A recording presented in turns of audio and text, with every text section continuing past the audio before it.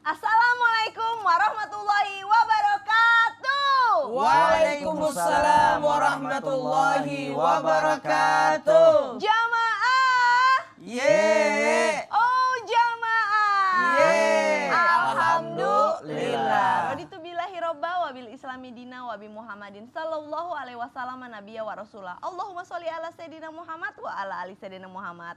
Jamaah Islam itu indah, apa kabar? Nah, sebelum kita membahas tentang tema kita pada pagi hari ini, kita saksikan dulu yuk ada tayangan viral yang berikut ini.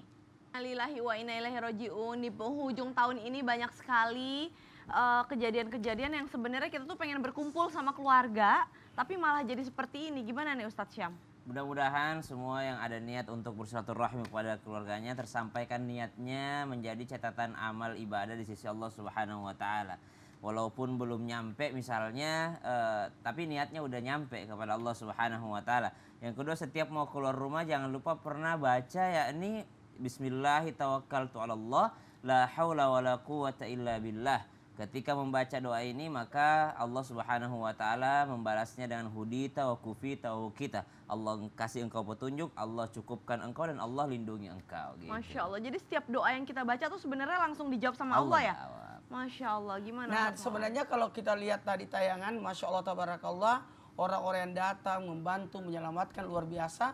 Kalau kita lihat tadi begitu kompaknya mereka. Namun kita juga nih buat para pengendara dimanapun berada, kalau mau berangkat persiapkan dulu kendaraannya dan ingat hati-hati dalam berkendara dan senantiasa ingat Allah. Jadi ketika orang ingat Allah, Allah akan mengingatkan cara bawa mobilnya yang baik. Ketika orang ingat Allah, dia akan berhati-hati lagi. Dan seperti itulah bentuk kehati-hatian. Selalu ingat sama Allah. Jadi sekalipun memang sudah takdir kita, ya, udah habis masa hidup kita di dunia, ya, insya Allah syahid gitu ya Ustadz ya. Insya Allah. Masya Karena Allah, 7 yang tergolong mati syahid, termasuk mati jatuh, kejatuhan, tenggelam, mati terbakar, mati melahirkan, mati sakit. Masya Allah, tabarakallah, jazakallah khair Ustadz Maulana. Nah, jamaah Islam itu indah. Gimana nih pagi hari ini insya Allah kita akan belajar bersama-sama nih. Tentang apa nih Ustadz Maulana, Ustadz Ahmad Khan, dan juga Ustadz Syam. Tentang sesuatu yang kita baca setiap hari. Ya. Jadi jamaah yang namanya Al-Quran terdiri dari berbagai ayat. Dan itu adalah salah satu bukti cinta Allah kepada baginda Rasul, kepada para nabi, bahkan kepada kita seluruh makhluk hidup nih di dunia ini. Ya. Gak cuma manusia ya Ustadz Karena ya. Al-Quran adalah hudal linnas. Artinya? Petunjuk bagi manusia. Nah makanya tema kita pada pagi hari ini adalah ayat cinta dari Allah yang dibaca dan turun bersama. Masya Allah. Nah Ustadz Ahmad Khan. Nah sebenarnya gini. Caca harus tahu lah, ya, bahwa semua juga yang di rumah tahu bahwa surah Al-Falaq, An-Nas itu kan diturunkan bersamaan. Betul. Sebenarnya tujuannya ya ada asbabun nuzul, karena ayat itu turun karena ada sebab turunnya. Ada sebab turunnya karena untuk mengusir sihir bukan sih Ustaz? Iya, karena asbabun nuzulnya turunnya 2 surah ini, surah Al-Falaq, An-Nas adalah ketika Nabi kena sihir. Nah itu pertanyaannya, kok bisa baginda Rasul terkena sihir? Beliau kan Masya Allah sangat mulia sekali. Dan apa benar hanya surat Al-Falaq dan An-Nas aja nih yang bisa digunakan sebagai penangkal sihir? Mohon tausiahnya Ustaz Ahmad Khan. Izin Ustaz Syam. Ya. Alhamdulillah wassalatu wassalamu ala Rasulillah Sayyiduna Muhammad ibni Abdullah wa ala alihi wa sahbihi wa manasarahu wa walah wa la haula wa la quwata illa billah wa ba'du. Segenap jamaah Islam itu indah yang dirahmati oleh Allah Subhanahu wa taala. Perlu kita ketahui bahwasanya baginda Rasul Nabi Muhammad SAW adalah seorang nabi yang maksum, yang dijaga oleh Allah Subhanahu wa taala. Lalu kemudian ada kisah yang menceritakan baginda Rasul Nabi Muhammad SAW, beliau terkena sihir. Dan dari apa yang kita perhatikan bahwasanya hakikatnya sihir yang menimpa baginda Rasul Nabi Muhammad SAW itu diceritakan di dalam satu hadis yang datang daripada Al-Imam Bukhari dan Imam Muslim. Ketika itu Rasulullah SAW beliau melakukan satu perbuatan yang sebenarnya Rasulullah SAW belum melakukan perbuatan itu. Dan ketika itu Rasulullah SAW didatangi oleh malaikat Allah Subhanahu Wa Taala dan diberi kabar. Kata Rasulullah menceritakan kejadian ini kepada Sayyidatuna Aisyah radhiyallahu taala anha wardhaha, bahwasanya aku didatangi 2 malaikat, yang satu berada di atas kepalaku, yang satu di bawah kakiku. Kata Rasulullah, mereka menceritakan bahwasanya engkau sedang disihir oleh seseorang yang bernama Labid al-Asam. Lalu kemudian sihir yang terkena kepada diri baginda Rasul Nabi Muhammad SAW, menurut Al-Imam Syekh Said Ramdhan Al-Buti radhiyallahu taala anhu, beliau mengatakan bahwasanya sihir itu hanya berlaku untuk bagian luar dari tubuh baginda Rasul Nabi Muhammad SAW saja. Adapun bagian batinnya Rasulullah seperti akalnya, hatinya, keimanannya, itu semua tidak tersentuh sama sekali dengan sihir tersebut karena Rasulullah maksum, dijaga oleh Allah Subhanahu wa taala. Bahkan Syekh Said Ramdhan Al-Buti beliau menjelaskan bahwasanya sihir yang terkena pada diri baginda Rasul Nabi Muhammad adalah bukan sesuatu aib atau cacat pada diri baginda Rasul Nabi Muhammad, karena itu hanya berlaku pada segala sesuatu yang berkaitan dengan urusan duniawi. Apa? Yaitu seperti sakit, lapar, haus dan lain sebagainya. Sama halnya ketika seorang dia terkena sihir, maka itu hanya berdampak pada zahirnya baginda Rasul Nabi Muhammad. Lalu kemudian di dalam cerita yang masyhur, di dalam riwayat yang disampaikan bahwasanya apa? Bahwasanya Rasulullah SAW disihir oleh Labid Al-Asam dengan menggunakan rambut dan sisir yang dipakai oleh baginda Rasul Nabi Muhammad SAW. Lalu kemudian pada saat itu Rasulullah diperintahkan oleh Allah Subhanahu wa taala untuk membaca daripada surah Al-Falaq dan An-Nas. Di dalam riwayat yang berbeda, ulama mengatakan ketika itu Rasulullah mendapat kabar dari Allah Subhanahu wa taala bahwasanya sihir tersebut diletakkan di bawah batu di sumur Darwan. Tapi Rasulullah tidak memerintahkan sahabat untuk mengangkatnya di dalam riwayat yang pertama. Tetapi Rasulullah menutup sumur tersebut dan memerintahkan sahabat Ammar bin Yasir untuk tidak menggunakannya lagi. Akan tetapi di dalam riwayat yang berbeda diceritakan bahwasanya Rasulullah memerintahkan sahabat Ammar bin Yasir untuk mengambil sihir tersebut. Ketika diangkat, sihir tersebut berupa buhul dan ketika itu Nabi perintahkan untuk dibakar. Setelah dibakar ternyata di dalamnya terdapat 11 ikatan. Lalu setelah itu Rasulullah bacalah surah tadi Al-Falaq dan An-Nas. Setiap Rasulullah baca satu kali terlepas satu ikatan. Sampai 11 kali maka terlepas semuanya.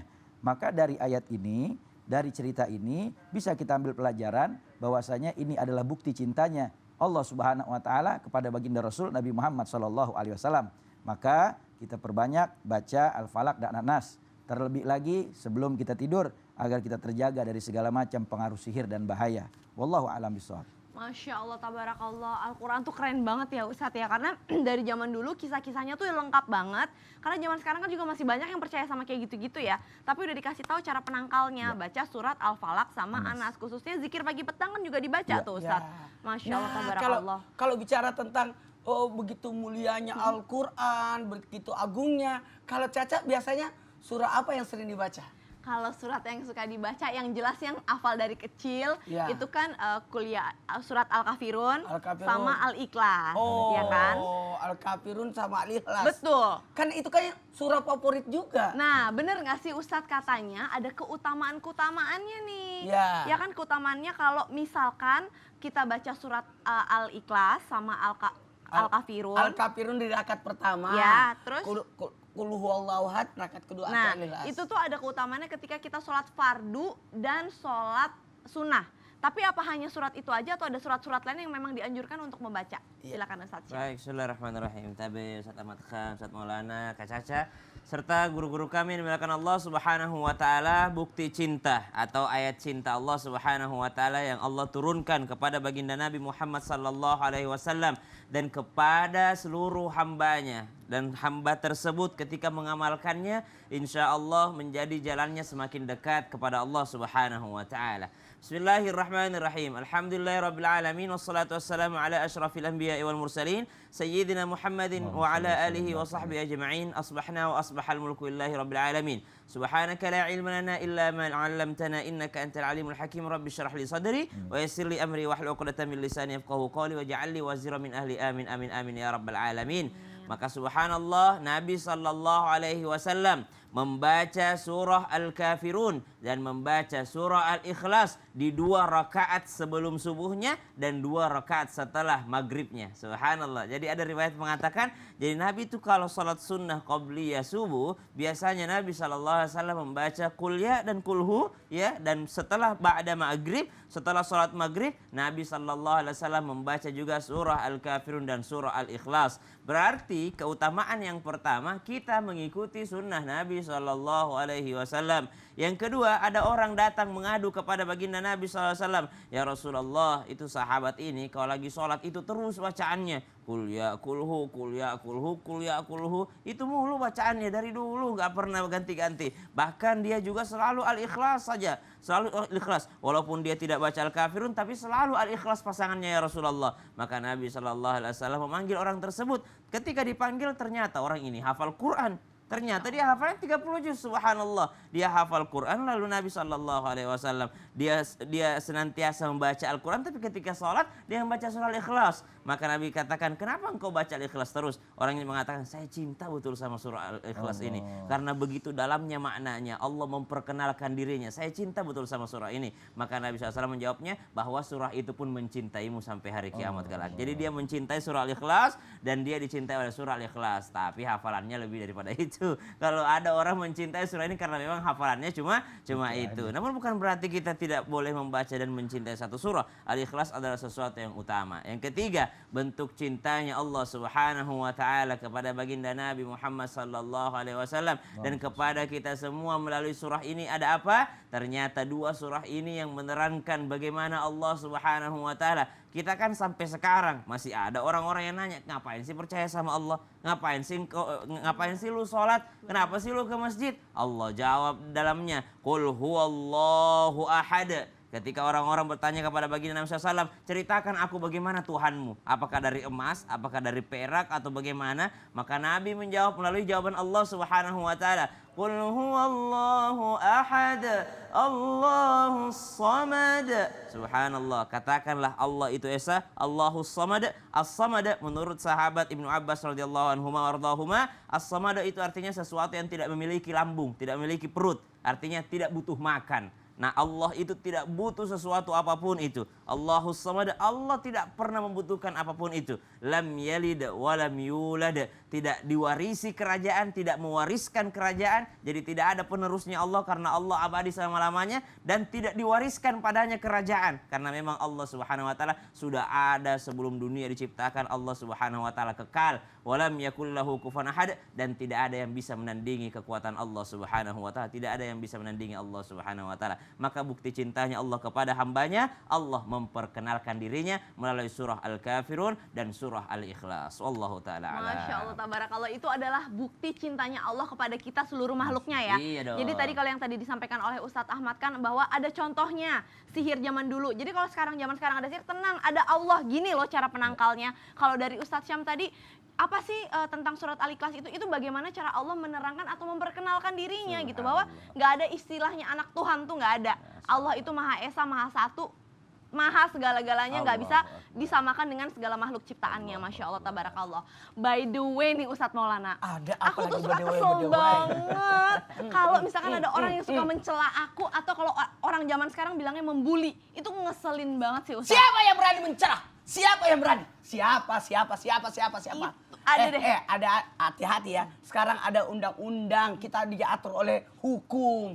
Iya, tapi zaman sekarang tuh orang masih aja suka ngebully-bully. Bener nggak Ustadz Syam? Zaman dulu bahkan baginda Bukan Rasul. hanya kita, kalau kita punya ujian, Nabi Muhammad SAW lebih tinggi lagi ujiannya. Dapat perlakuan gak enak dari orang-orang sekitarnya, subhanallah. Tapi yang jelas, kalau biasanya orang dicela-cela itu biasanya orang yang iri hati sama kita. Nah, terus apa yang harus kita lakukan ketika ada orang yang membuli kita? Apa yang harus kita lakukan? Kita harus menggunakan ayat yang mana ini? Mau tahu? Mau banget. Gimana solusinya? Mau. Jangan kemana-mana, tetap di Islam Tindak. Kita akan bahas lebih lanjut lagi. Bagaimana bukti cinta Allah kepada hambanya dengan menurunkan ayat-ayat yang bentuk cintanya Tetap kepada di Islam itu indah. Jamaah, Alhamdulillah. alhamdulillah. Subhan